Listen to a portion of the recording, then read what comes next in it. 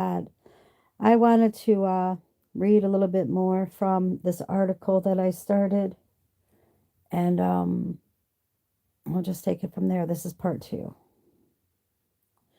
These nationalistic traditions became acutely relevant in the 1290s when the English army threatened Scotland's survival as an independent kingdom. Moreover, since Edward I's expulsion of the Jews from England in 1290, rumors circulated that many Jews escaped to Scotland beyond the reach of English law and merged into the local population. These charges of ancient and current blood kinship with the Jews were repeated and elaborated over the next centuries by Scotland's critics and enemies. Unfortunately, because of Edward's policy of destruction of Scottish archives and records, an early example of cultural genocide, there is little surviving documentation to substantiate the oral tradition of this Jewish migration. If Scotland did provide refuge to Jews from England, it may explain the increasing identification of nationalists with the Maccabees, which crystallized around Wallace's movement. In the book of the Maccabees, in the books, plural, of the Maccabees, the stirring story of Mattathias and his sons who refused to submit to the Syrian king Antiochus when he ordered the Jews to forsake their ancestral laws and religion in 169 BC, bore startling parallels with the situation of Wallace and his partisans. The Maccabean saga was now merged with the Egyptian story of Gathlius and Scoda. Thus, Gathlius, portrayed as Moses' confidant, led the way for Matthias as the Scottish patriots resisted the imposition of a foreign reign and religion. Moreover, the Scots identified their national church with the temple in Jerusalem, which Antiochus had sacked and defiled. In 1301, the Scottish envoys to the papal court affirmed their Egyptian Hebraic heritage, with Scotta herself carrying the stone of destiny to Scotland. They condemned Edward I because, like Antiochus, he defiled despotically with sacrilegious recklessness its Scotland's church with abominations of various kinds. After Wallace's capture and execution in 1305, Robert the Bruce's seizure of the throne in 1306, and Edward I's death in 1307, Scottish historical traditions were increasingly mocked by the English. In London, when balladeers boasted of the late King Edward's military conquest and theft of the Stone of Destiny, they repeated the Scottish envoy's claim about its origin. In Egypt, Moses preached to the people. Scoda, Pharaoh's daughter, listened well, for he said in the spirit, "Whoso will possess the stone shall be the conqueror of a very far off land." Gadolin and Scoda brought the stone when they passed from the land of Egypt to Scotland. The linking of the stone with Moses' prophetic trance state, he said in the spirit, revealed accretions to the myth which stressed the Scots' nationalistic claims to visionary expertise. In the continuing struggle against Edward II, Robert the Bruce took up the role of Judas Maccabeus, son of Matthias, who not only fought the foreign troops, but those apostates from Judaism who collaborated with Antiochus. Judas raised a mixed force of believers and seasoned fighters who made a sudden sally against the much larger enemy and achieved a spectacular victory. Judas and his brothers then reclaimed and purified the temple. According to another murky but persistent tradition, Bruce gained the secret assistance of a band of Knights Templar who escaped from England and who contributed their Saracenic tactics of sudden sallies from behind the lines. Like the Scots, the Templars exiled from Jerusalem, France, and England identified with the Maccabees who fought to preserve a covenanted land and sacred temple. Before the Battle of Nazareth in 1187, one Templar exhorted his men to remember your fathers, the Maccabees, who overcame the enemy not by force of numbers, but by faith in observing God's mandates. After Bruce defeated the English at Bangkok Burn in 1314, the Scots still labored to prove the antiquity and independence of their kingdom. Thus, a group of nobles gathered in 1320 and produced the Declaration of Arbroath, which compared the Jewish and Scottish experience as chosen people, including their migration from Egypt, their suffering under treacherous foreign kings, and their heroic defense of their ancestral laws and religion. The defiance of Robert the Bruce, who, like another Joshua or Maccabeus, saved the laws and customs of the kingdom, which we will defend till death. It was probably during this period that the Scottish antipathy to pork, the unclean food that Antiochus tried to force the Maccabees to eat, became entrenched in the nation's mores. Hi. I'm sorry, I can't read and read that at the same time. Forgive me, please forgive me. Okay. As King Robert I, Bruce recognized the critical role of operative masonry in Scotland's survival. Like Joshua, he tore down the walls of fortresses built by English troops of occupation. Like Maccabeus, he strengthened the stonework of native homes and castles. He also exerted control over the Templars, who were merged with the Knights of St. John of the Hospital to ensure that they could not serve an English king against the Scots.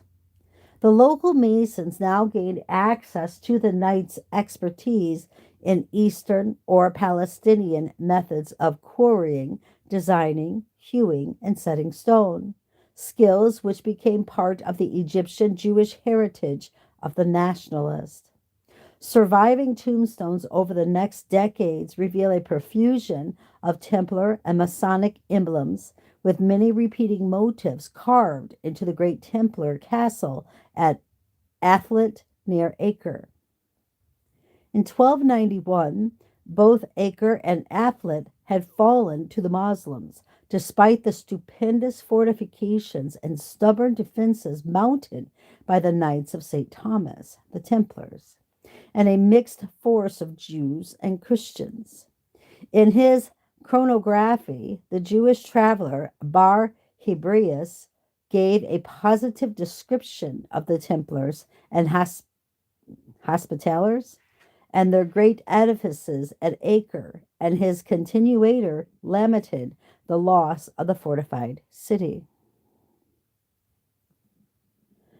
There is evidence of refugee knights reaching London, and given Edward I's recent expulsion of the Jews, it is quite possible that their Jewish comrades moved on to Scotland. At least 2 Scottish Templars managed to flee Athlet, but one, Robert le Scot, was arrested later by Edward II in England. At the London trials of the Templars, the knights revealed that many of their brethren had escaped to the northern kingdom. Thus, a transmission of Masonic lore from Athlet to Scotland is historically plausible. Moreover, it may have had Jewish excretions from the earlier collaboration of Jews and knights in Palestine. Over the next decades, the histories of Scottish and English architecture and masonry took divergent paths as the Bruces and their Stuart successors drew on continental designs and made stonemasonry an expression of national independence. When the English King Edward III invaded Scotland in 1338, he employed an official called the King's Freemason, one of the earliest known uses of the term. However, his attempt to impress Scottish Masons to work under English supervisors was stubbornly resisted, and the Scots' lack of cooperation meant that he could not build castles of occupation. From that time on, the policy of impressment of masons, forced labor, was rarely, if ever, implemented by Scottish kings.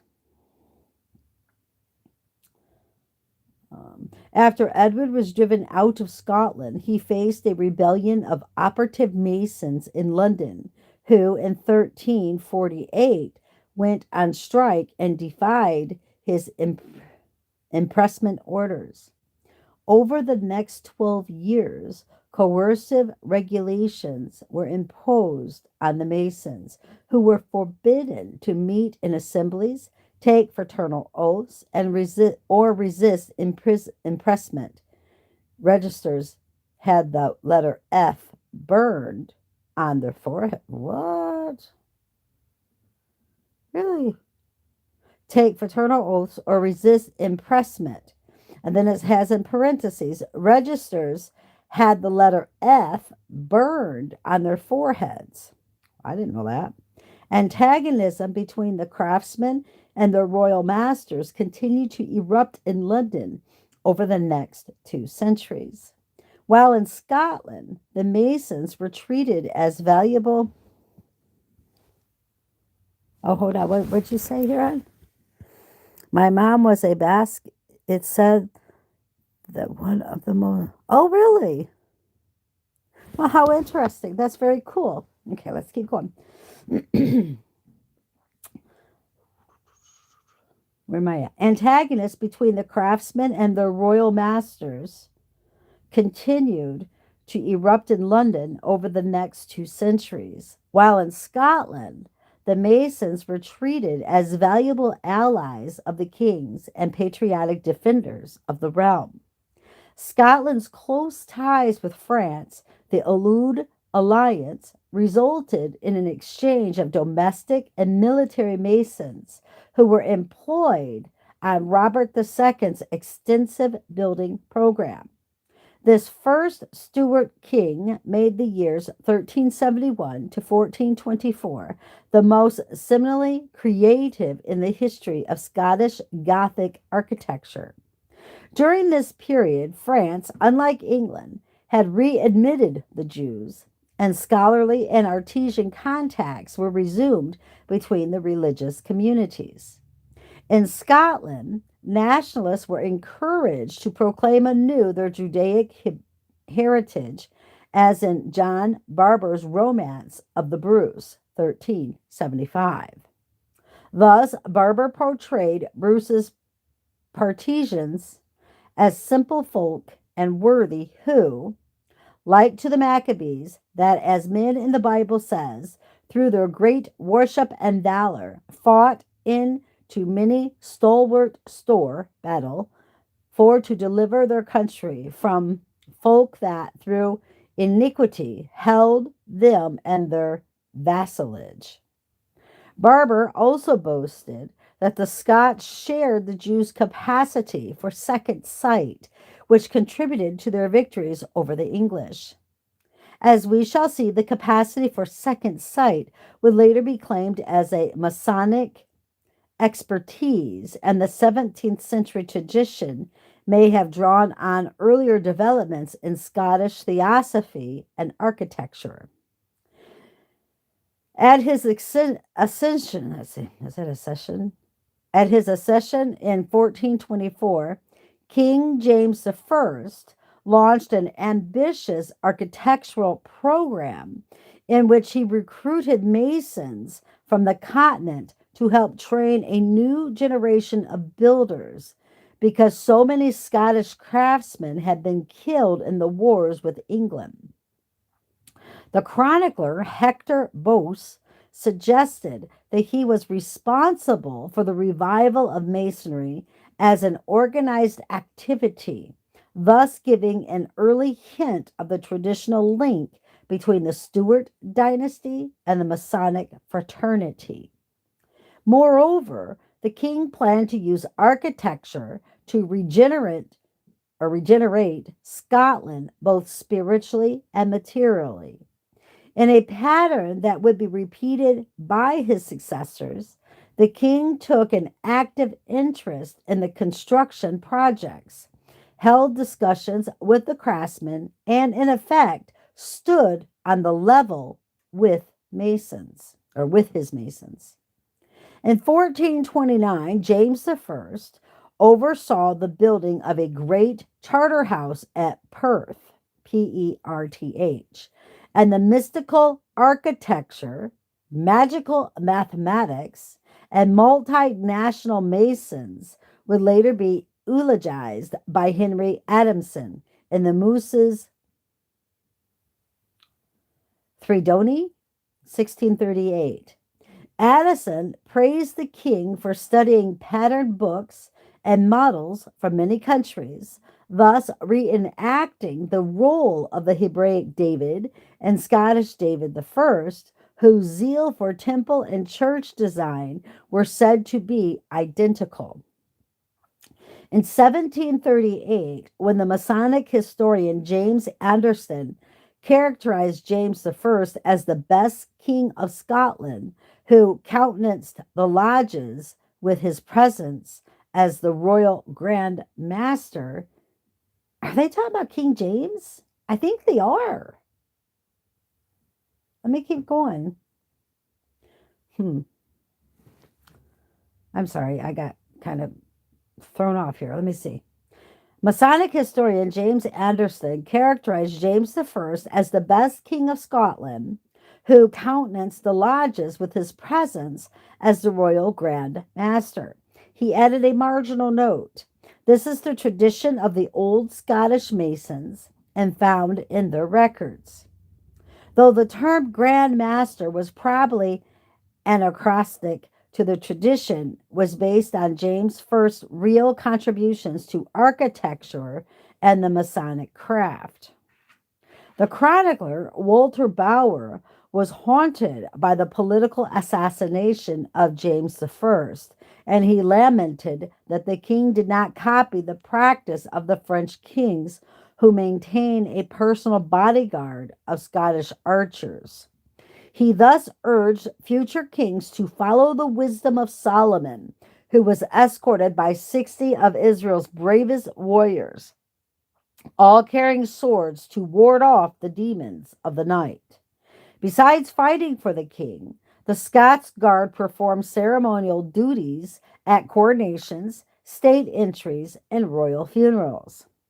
In 1736, the Chevalier Andrew Michael Ramsay, a Jacobite Mason, would assert that our order was preserved among those Scotchmen to whom the kings of France confided during many centuries the safeguard of their royal persons. Bagent and Lay argue controversially that the Scots Guard was a Neo-Templar institution, which was the ancestor of the quasi-Masonic Order of the Temple maintained by the Scottish Seton and Montgomery families. An important Scottish Freemason, Sir Robert Moray, would serve as colonel in the Scots Guard in the 17th century. I just hold on 1 minute.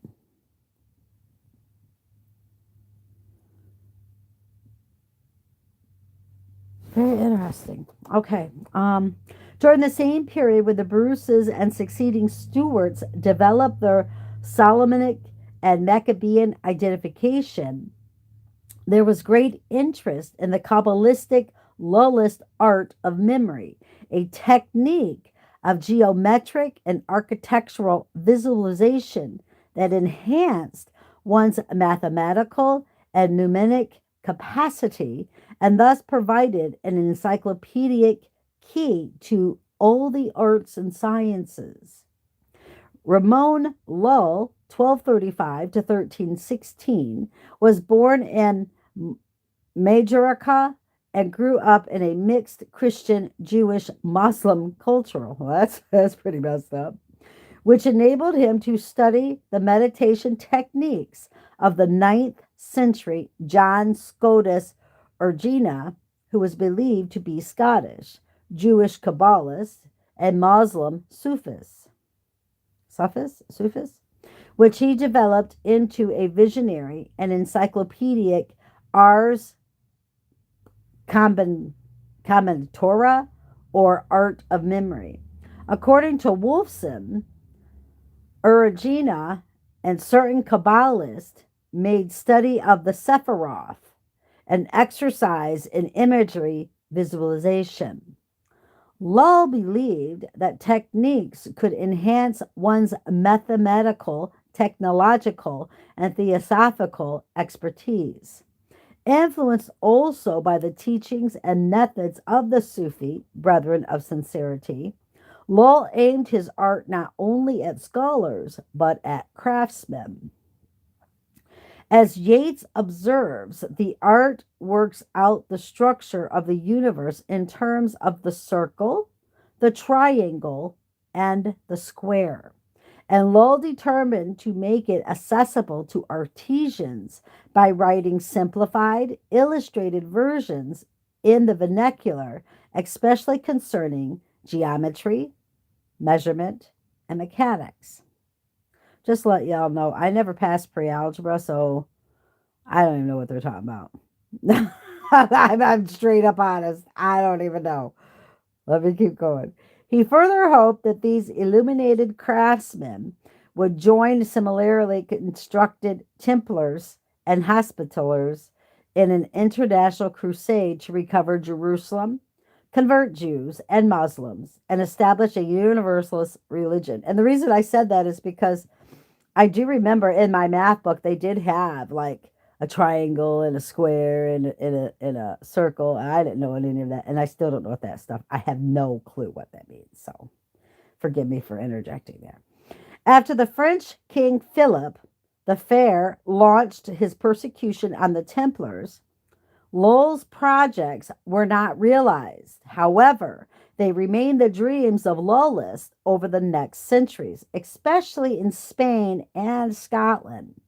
After Lull's death in 1316, claims were made that he had visited the British Isles in 1311 and produced alchemical gold. Oh, that's like Judas, what is that, Midas touch or something? Who planned to use it for a crusade to reclaim Jerusalem. The story was probably apocryphal, but it does point to the strong Loyalist Crusader tradition that developed in Scotland, which eventually merged with Maccabean Masonic lore. By the 15th century, that eclectic tradition received full architectural expression in the fantastic Gothic chapel at Roslin. In 1446, Sir William St. Clair, whose ancestors had signed the Declaration of Arbroath and served in the Scottish Guard, began constructing a great Gothic church near his castle at Roslin, which revealed his devotion to the Solomonic themes of operative masonry and the chivalric themes of the Templars. Later, Freemasons asserted that St. Clair was appointed patron and protector of Scottish Masons by King James II, and the office became hereditary in the family. In 1678, an English visitor reported that this role was still recognized in Scotland. The lairds of Roslin have been great architects and patrons of buildings for many generations. They are obliged to receive the Mason's word, which is a secret signal Masons have throughout the world to know one another by. They allege it is as old as since Babel or Babel, when they could not understand one another and they conversed by signs. Well, that's interesting. Others would have it no older than Solomon. The sense of Hebraic Solomonic heritage was expressed in the chapel's design and symbolism, which also suggests St. Clair's awareness of the Judeo Arabic lore that infused Gothic and architecture in the Middle East and Spain. Moreover, it was probably a Spanish mason or a mason who had visited Spain who executed St. Clare's Solomonic vision. Barron notes that during this period, the 1450s, in Spain, there was much collaboration between Jewish and Christian artisans, for Jewish apprentices were often trained by Christian masters and vice versa. It was probably through Jewish masons that Kabbalistic influences emerged in Spanish architecture, influences reflected also in contemporary Spanish Bible illustrations, which portrayed Solomon's temple as a Gothic church. This collaborative training and cross fertilization also occurred in the building guilds of Sicily, where a Jewish master builder was in charge of building the royal palace, and in the southern communities of Italy and France. In 1700, Richard Hay revealed, on the basis of St. Clare family papers, that his ancestors caused artificers to be brought from other regions and foreign kingdoms, that the work at Roslin might be more rare. Thus, use of the mason's word for a multilingual workforce served a practical purpose. However, it is unclear if the word already had the Kabbalistic rabbinic associations that would emerge in the 7th century. Among the profusion of lavish and bizarre carvings in the chapel, the most striking is the apprentice pillar, which features spiraled bands of foliage wrapped around the bundled miniature shafts. The pillar was based on the spiraled pillars at St. Peter's in Rome, which were believed to come from Solomon's temple. After seeing a model sent from Rome or some foreign place, the Roslin master mason determined to travel abroad to inspect the original. However, while he was away, the apprentice carved the pillar and was subsequently murdered by the jealous master mason.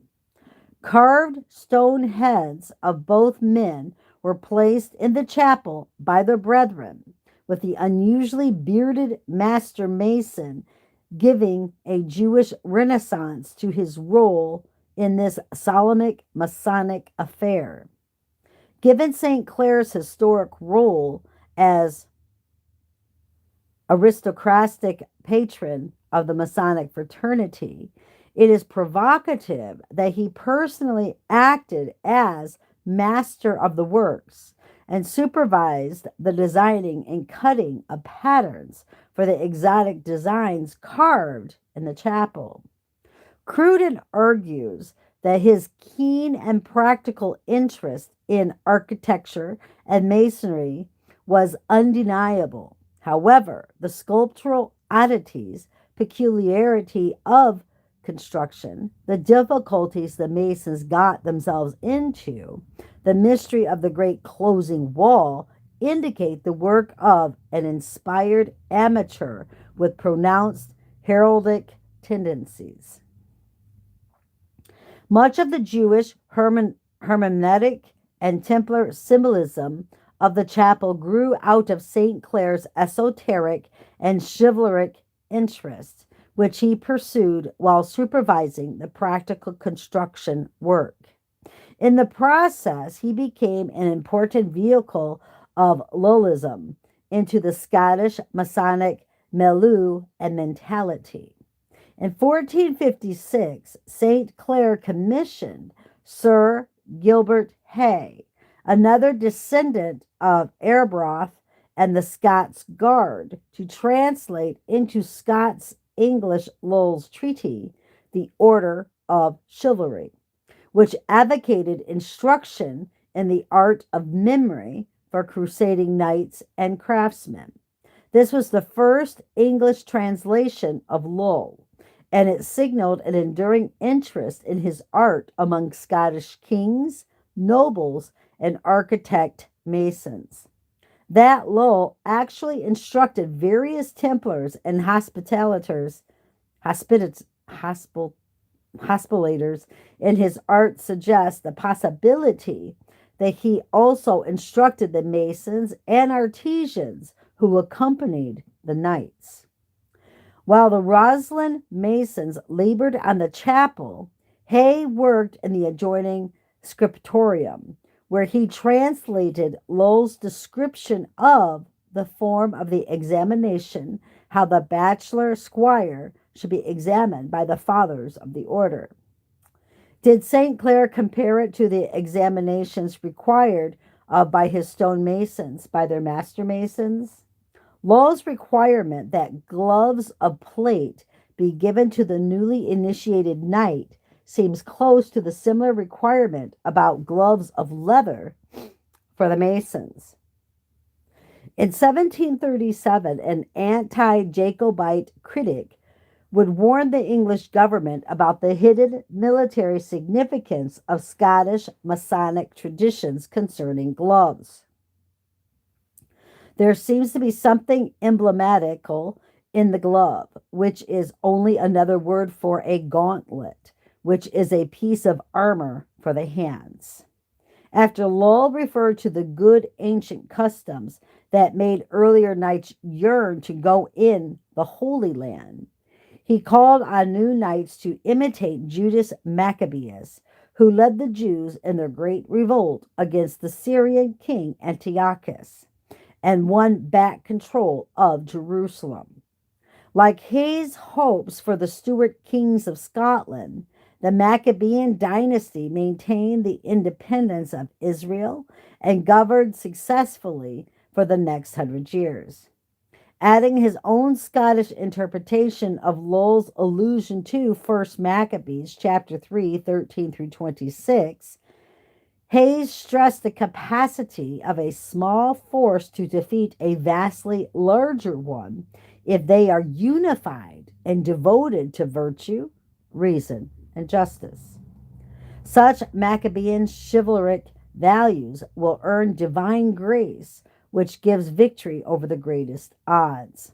He thus reminded Scottish nationalists of their Jewish heritage, which required constant defense against the Syrian English.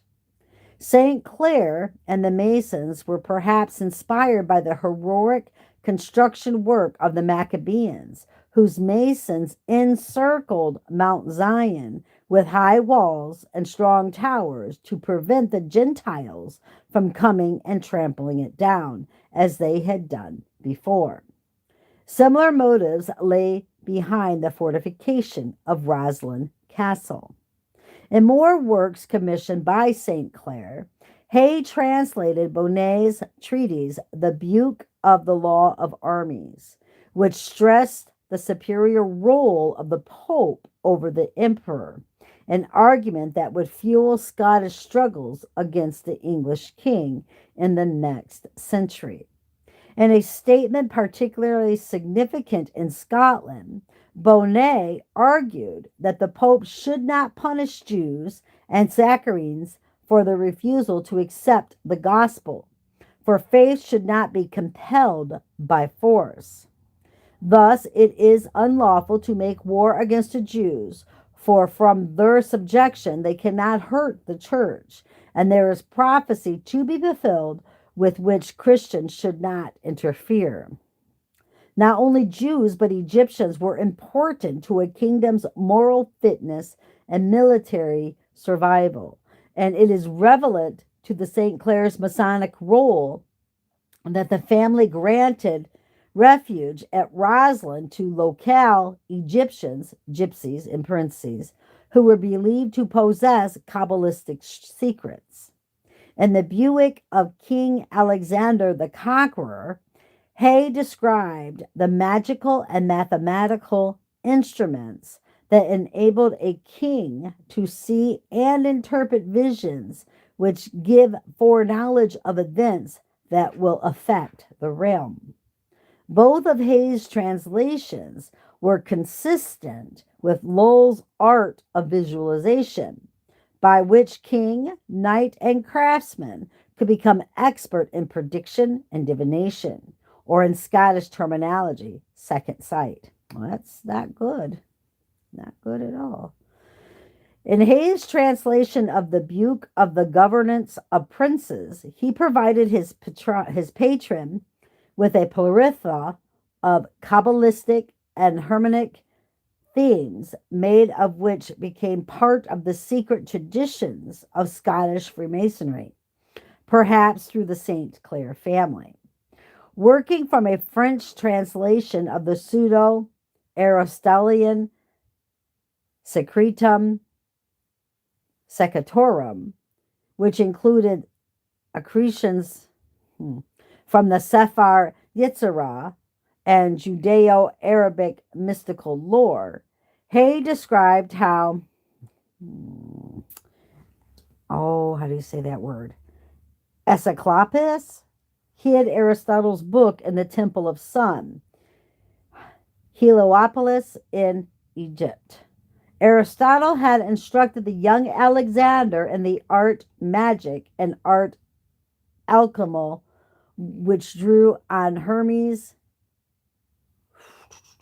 Trismegistus, theosophy of man as microcosm, the correspondence between the natural and supernatural world, and the mystical relationship of each man and his two angels. Aristotle emphasized the esoteric nature of these teachings, which must be revealed to the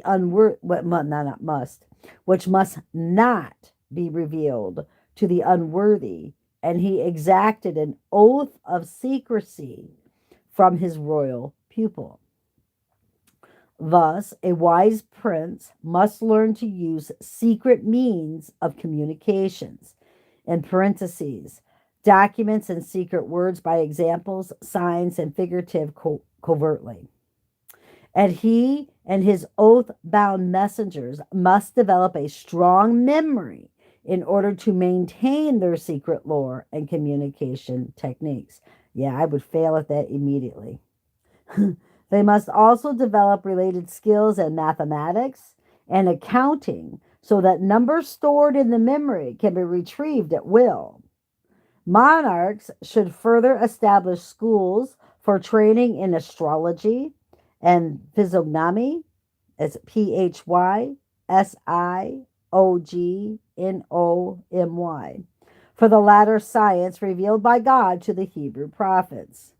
Illuminates the adept's spirit to know the secrets of God. The capacity to read signs and tokens of a person's inner nature as a correspondence to celestial governance is to be used as a service to the prince and his realm. The Secretum Secatorum was particularly relevant to Scotland, for Michael Scott believed in its revelations, and some 15th century scholars argued that the pseudo-Aristotelian work was really written by John Scotus Ergina, whom they assumed to be Scottish, period. By the time of St. Clair and Hay, its themes were assimilated into the burgeoning Lowellist tradition.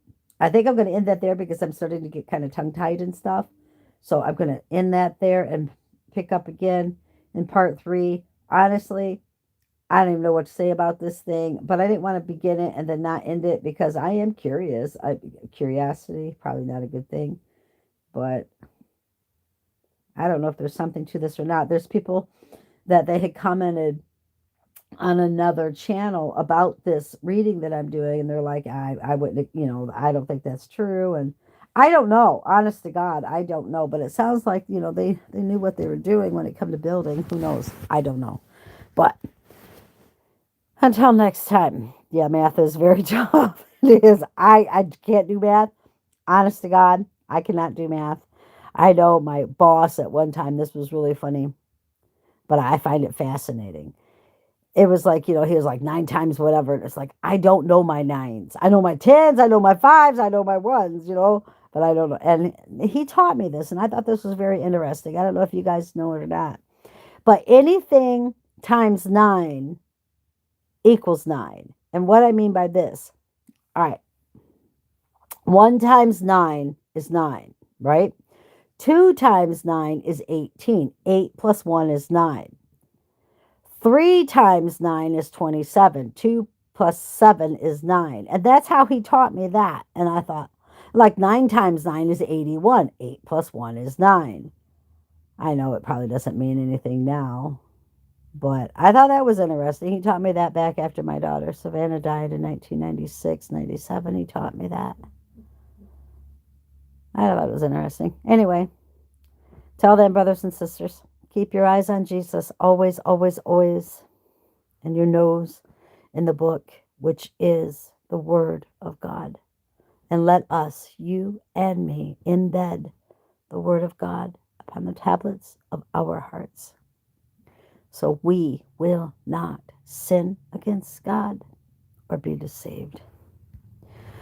Got to be on our toes, guys, and we definitely, well, not on our toes, we should be on our knees, actually, and pray and seek God for truth, for discernment, for wisdom. Love you all. Bye-bye.